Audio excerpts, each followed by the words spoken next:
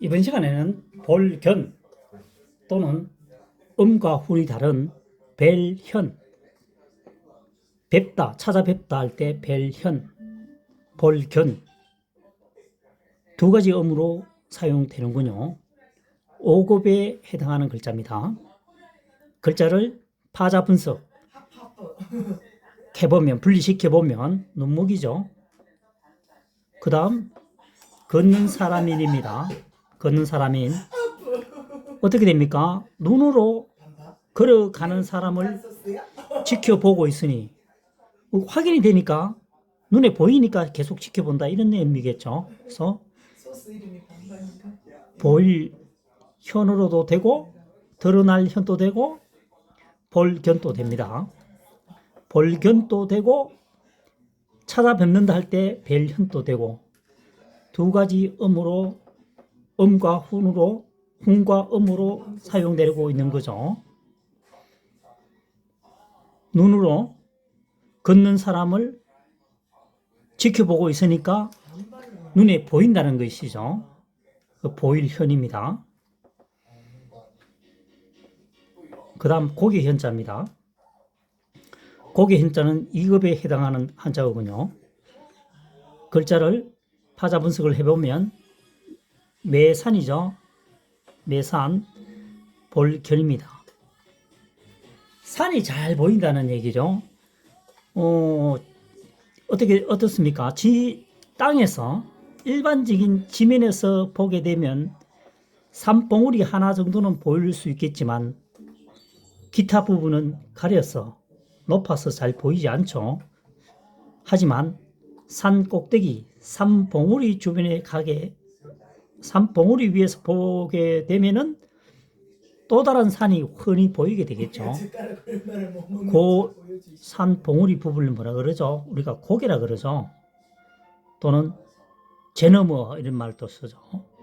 그래서 고개현입니다. 이 글자는 산 꼭대기가 보이는 것은 어디다?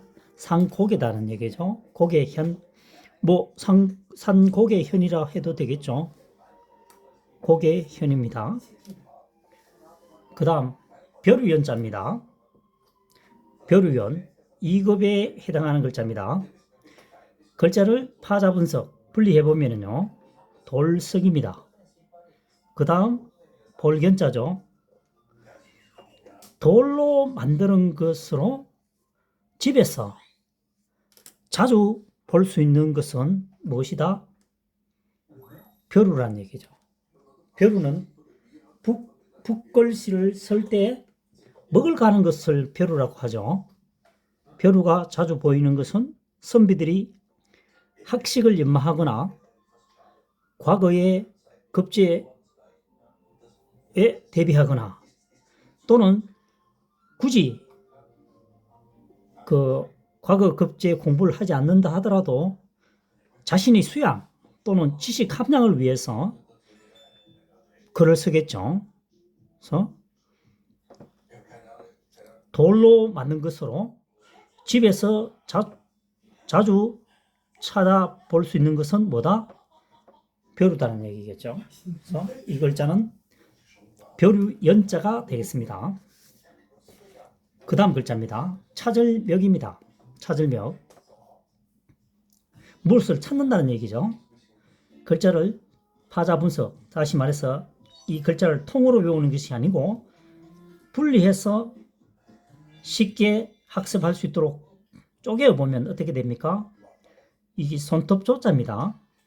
그 다음 볼견입니다. 그 차절맥은 손톱 조와 볼견의 뭐죠? 합체어죠. 합성어입니다. 손톱 조와 볼견의 합성어가 되겠습니다. 풀이해보면 손톱으로 찾아본다는 얘기죠. 그러니까 조금 글을 매끄럽게 설명해보면 손톱으로 조심스럽게 보일 듯 말 듯한 애매모호한 부분을 어떻게 한단 말입니까? 손톱으로 살짝 긁어본다는 거죠. 그건 먼지일 수도 있고 또는 녹이 슬어서 부식된 부분이 있을 수도 있고 또는 덮여 있는 부분도 있다는 거죠. 흙으로 덮여져 있을 경우에 우리가 조심스럽게 뭡니까? 확인할 때는 손톱으로 만지죠. 그래서 손톱으로 보려고 하는 것은 뭔가 차절을 한다는 거죠. 그래서 이 글자는 차절벽이 되겠습니다. 그 다음 좀 쉬운 글자가 되겠습니다. 해일입니다. 해일은 하나일 플러스 애운담입니다. 애운담위. 입구는 글자 전체의 일부분으로 사용할 때는 입구, 글자 전체를 에워싸서 그거는 뭡니까?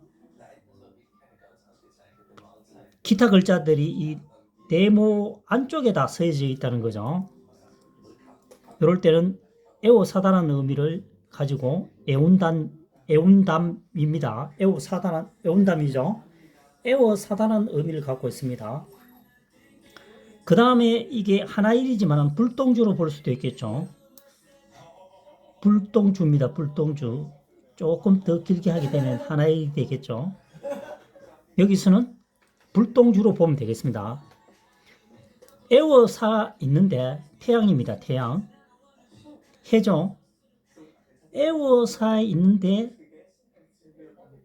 여기에 뭐가 있습니까? 커다란 불똥이 돼요. 불똥이 있을 때 이 전체가 이제 환하게 이렇게 되겠죠. 글자가 해일자가 되겠습니다. 그 다음 가로할자입니다. 가로할자는 이때는 에워사다기보다는 입구로 보는 것이 맞겠죠. 입구. 입 속에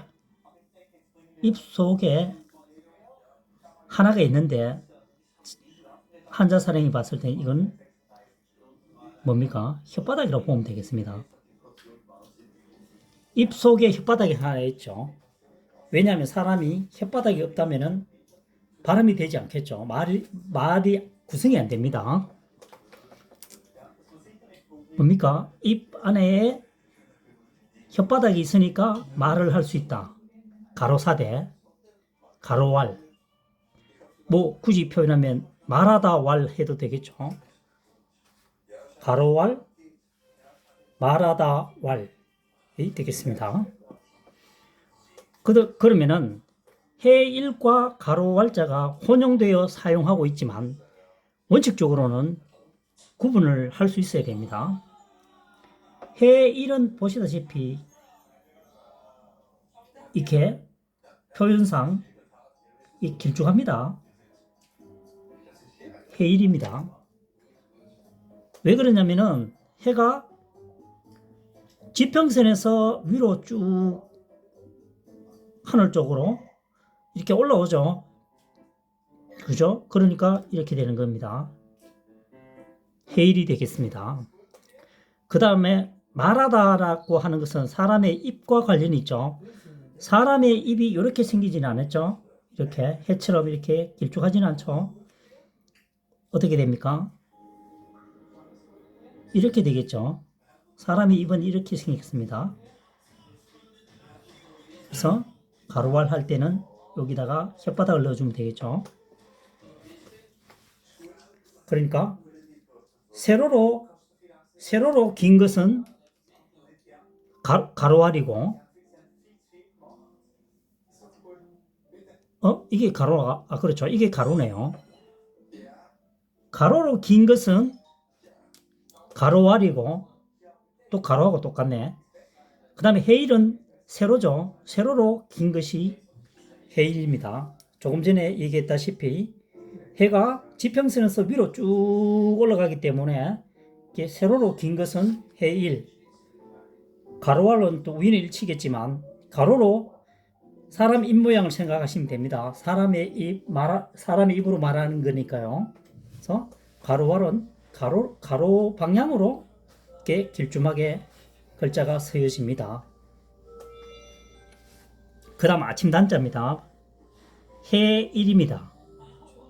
하나일이죠. 하나일은 땅을 의미하기도 하고 위쪽에 붙으면 하늘을 의미합니다. 여기서는 아래쪽이니까 땅을 말하겠죠. 바다에서는 땅에 해당하는 것이 지평선이겠죠. 지평선. 육지에서는 땅, 바다에서는 지평선. 그러니까 지평선 위에 해가 해일이니까요. 해가 쭉 올라와가 있죠. 이게 아침이냐 저녁이냐 이거죠. 아침이라는 얘기입니다. 시기적으로 시간상으로. 그래서 이 글자는 아침단이 됩니다.